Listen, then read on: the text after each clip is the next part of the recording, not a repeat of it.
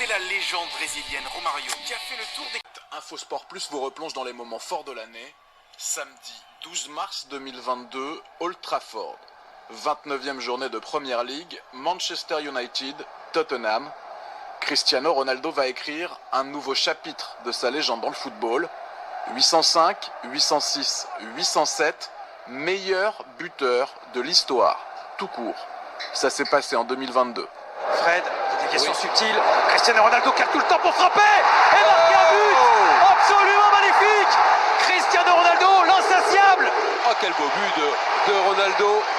Voilà, tranquillement, les deux petits pas pour bien fouetter ce ballon. Du beau boulot. 805e but dans la carrière de Cristiano Ronaldo, club et sélection confondues. 805 buts, c'est le total également du Tchèque Josef Bican. Alors vous savez que selon la FIFA, Josef Bican était avec ses 805 buts le meilleur buteur de l'histoire. Il en est là, Cristiano Ronaldo. Je suis pas un dingo des stats, mais j'avoue que celle que vous m'avez sortie là. Nemanja Matic avec Jadon Sancho, Ronaldo, insatiable Ronaldo qui a décidé de faire taire tout le monde. La rage de Cristiano Ronaldo. Telles pour le corner, la tête de Ronaldo, le triplé, Cristiano Ronaldo, l'inévitable, le triplé, la réponse d'un immense champion, peut-être le plus grand. Il est monstrueux, Ronaldo, il est monstrueux. Il y avait un trampoline ou quoi? Parce qu'il est monté, mais 2 mètres plus haut que tout le monde. C'est de l'art de maîtriser le jeu comme ça. 59e triplé de la carrière de Cristiano Ronaldo. Old Trafford peut être debout. À nouveau, Cristiano Ronaldo a été le héros, l'homme providentiel, celui qui change le destin d'une équipe, d'un club, d'une ville. Bonjour.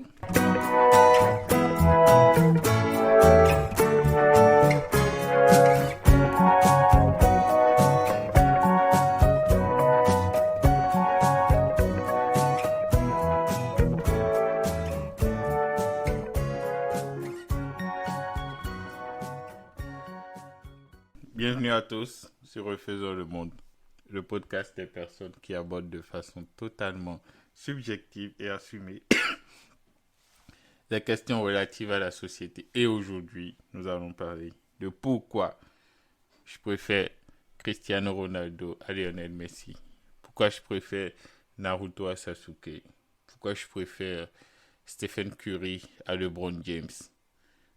C'est vrai, comme le dit le Youth, on n'est pas tous cordards, mais bon, je préfère Ronaldo. Je ne sais pas si, dans votre vie personnelle, vous avez eu des Lionel Messi dans votre vie. Moi, je me rappelle quand j'étais au collège, j'avais ce pote, on dit René, insatiable le mec, toujours premier de classe. C'était pas possible. En fait, toi, tu te lèves, tu bosses tout le mois, tu viens, les compos... les évaluations et tout. Et quel que soit ce que tu fais, René, il est premier. Et toi, peut-être tu arrives deuxième. Et il y avait une course pour être deuxième, en fait. En fait, de la 6e en 3e, René était toujours premier. Il y avait pas une course pour être premier. Il y avait une course pour être le lieutenant, le deuxième, le meilleur après René, tu vois, pour reprendre les thèmes les plus simples, pour être le premier des autres. C'est terrible, hein? Et quand j'étais au cours primaire aussi, il y avait cette jeune fille, Okeni Nawarat, qui était tout le temps premier. Oh là là là là là là là là. C'était une dinguerie le truc. Tu avais Nawarat qui était tout le temps premier. Et il y avait mon meilleur ami au primaire, Giovanni, qui lui était un cali. Le jeune homme, en classe de CE1, CE2, n'avait pas de cahier de leçon. Donc la maîtresse venait, elle écrivait la leçon et Giovanni la prenait tout par cœur dans la salle. Et il ne notait jamais rien. Et moi, les premières fois, ça ne m'a pas frappé. Jusqu'au jour, le papa de Giovanni est arrivé à l'école parce que Giovanni avait fini 3e et il était inquiet que son fils ait triché parce qu'il ne l'a jamais vu étudier quand il rentre à la maison. Justement, il n'a pas de cahier, comment il allait étudier? Et la maîtresse nous convoque Giovanni et se rend compte qu'il n'a pas de cahier de leçons. Et du coup, elle me convoque ensuite parce que je suis à côté de Giovanni et demande, mais pourquoi je ne l'ai jamais dénoncé? Tu vois?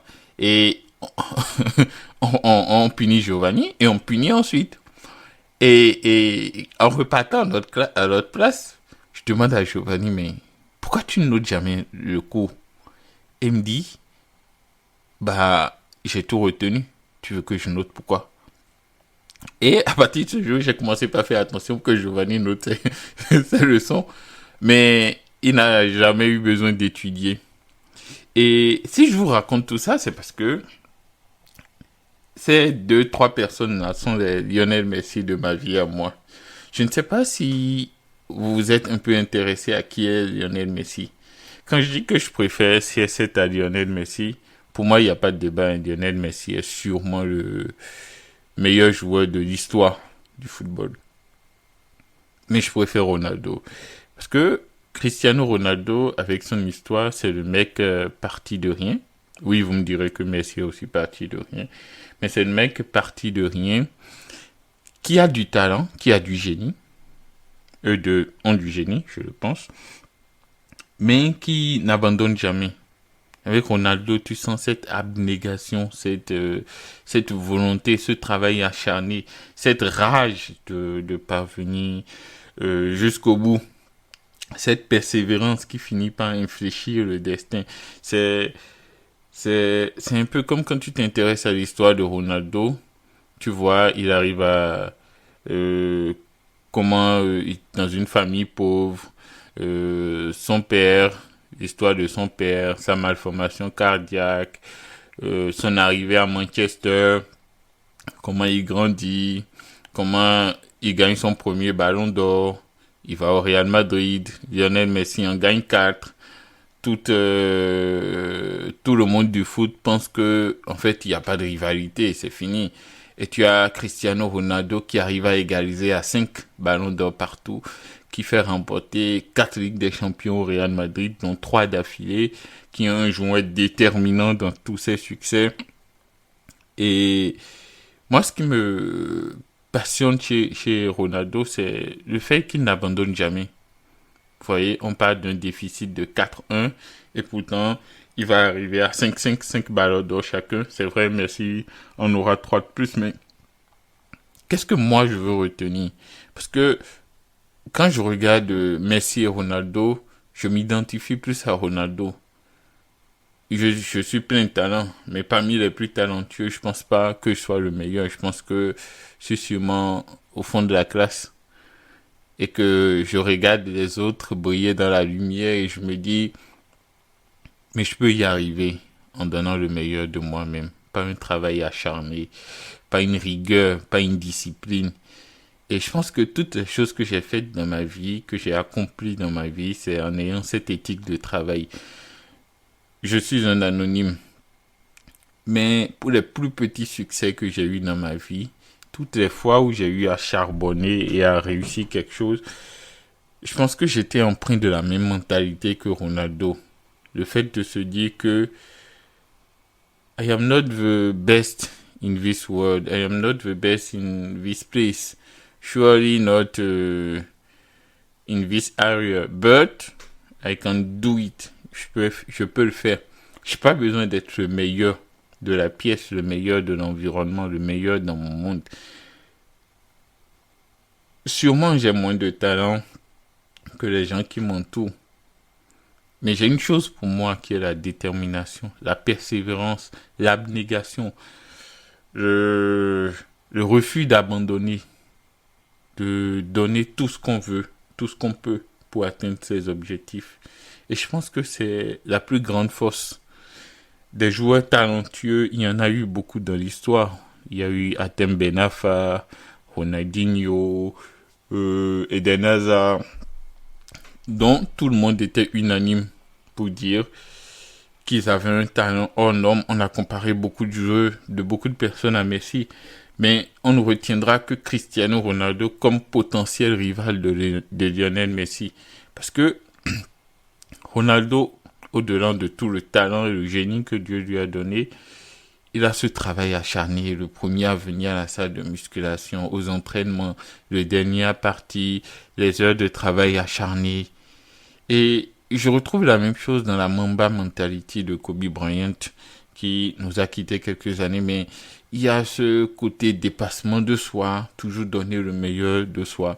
Je ne sais pas si vous êtes fan de NBA, mais il y avait les finales, je ne sais plus si c'était des finales, mais je pense que dans l'année rookie de Kobe Bryant, à un moment, Shaquille O'Neal est blessé et à 17-18 ans, il se retrouve comme le meilleur joueur de son équipe à prendre des shoots compliqués et il fait un airball, c'est-à-dire il en fait plusieurs d'ailleurs, il lance le ballon et ça ne touche pas l'arceau.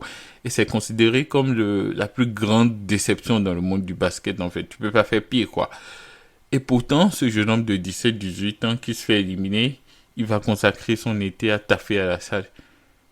Si je vous dis tout ça, c'est parce que il faut que vous soyez empreint d'une détermination, d'une mentalité de gagnant. Parce que le monde dans lequel nous vivons est rude et chacun d'entre nous a des objectifs.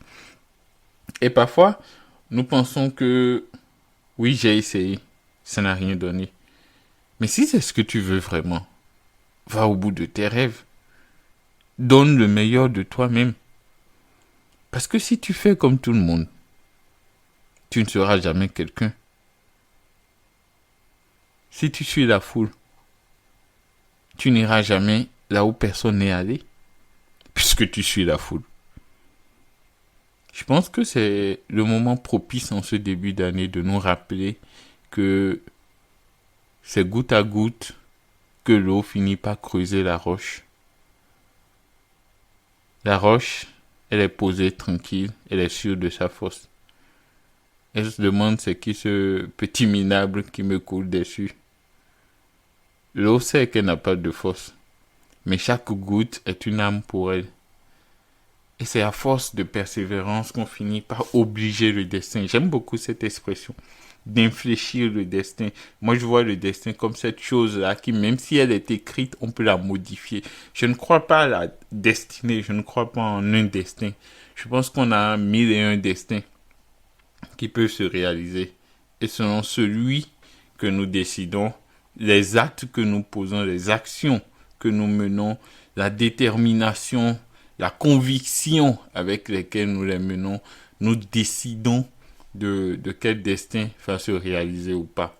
Vous voyez, Naruto, je ne sais pas si vous avez regardé le manga Naruto, mais c'est la même. Vous voyez ce jeune homme qui part de rien, qui est fils de Hokage, orphelin, qui au début de l'œuvre est sûrement le plus minable de l'académie, mais qui au fil du récit, avec sa force mentale, son envie de réussir, de ramener Sasuke, de devenir Hokage, poursuit ses rêves, poursuivait son évolution, les défaites, ses premiers combats, comment il est la risée du village, et comment c'est lui qui, à force de devenir plus puissant, va ramener la paix à Konoha après le combat contre Pain. Comment il va arriver à changer ce que pense Pain, affronter Madara, être l'un des leaders de l'Alliance Shinobi. Et c'est ce truc, ce feu intérieur, vous voyez, ce feu qui brûle dans tous les champions. Je veux que vous vous réveillez dans cette nouvelle année avec cette détermination, cette envie de vous dire que il y a 1 million de choses qui peuvent se passer en 2024. Mais il n'y a que vous qui puissiez les réaliser. Vous avec l'aide du Dieu suprême, de l'être suprême. Mais il n'y a que vous qui puissiez être acteur de votre vie. Je pense qu'il faut vous asseoir sur le siège conducteur de votre vie, mettre votre ceinture de sécurité et décider des choses qui peuvent arriver. Vous ne pouvez pas être le meilleur dans votre domaine ou l'un des meilleurs si vous ne payez pas de prix. Chaque chose a un prix. Et tous les grands champions, tous ceux qui ont réussi quelque chose dans leur vie, l'ont compris. Et même quand vous ne faites rien, vous faites déjà quelque chose. N'oubliez pas, choisir, c'est renoncer. Et ne pas choisir, c'est déjà faire un choix. Quand vous regardez Stephen Curry, qui est le meilleur shooter de l'histoire, il a je dirais pas l'un des pires ratios, mais il est parmi ceux qui prennent le plus de shoot au monde. Et il a quand même beaucoup d'échecs. Il arrive que le meilleur shooter de l'histoire, celui qui a mis près de 3500 paniers à 3 points, il passe un soir sans en marquer un seul. Il y aura des moments difficiles, il y aura des échecs. Mais je pense que vous pouvez être Cristiano Ronaldo de votre vie. Vous pouvez prendre la vie en face, lui mettre un nœud papillon et lui dire, si tu n'es pas bien, je te referai. Je n'abandonnerai pas, je donnerai le meilleur de moi-même. C'est une nouvelle année, un nouveau début. 366 pages vieilles, ou 365, je ne sais pas si c'est une année bissextile ou pas. Mais c'est pas ça le plus important. Le plus important, c'est que nous sommes à la croisée des chemins. C'est à nous de réaliser ce qu'on veut et de savoir que nous avons les moyens de le réaliser. Quitte encore à s'en donner les moyens. Et les moyens, c'est être assez déterminé, trouver les solutions adéquates, s'interroger, se remettre en cause, recommencer. Et même quand le haut de la montagne semble inaccessible, se dire « Oui, d'autres avant moi l'ont fait. Oui, je peux le faire. Oui, Francis Ngannou l'a fait. Regardez-le, parti de rien et devenir quelqu'un. Oui, c'est possible, même dans notre contexte à nous. Oui, des champions africains, Cédric Doumbé, Kylian Mbappé, des gens qui sont partis de rien et qui donnent le meilleur d'eux et qui aujourd'hui sont des références mondiales. Voilà, c'est ma façon à moi de vous souhaiter une belle et heureuse année 2024. Que vous soyez fan de Messi ou de CR7, là n'est pas la question. La question n'est pas de dire qui est le meilleur des deux. La question est de dire, choisissez un modèle qui vous ressemble et n'abandonnez pas.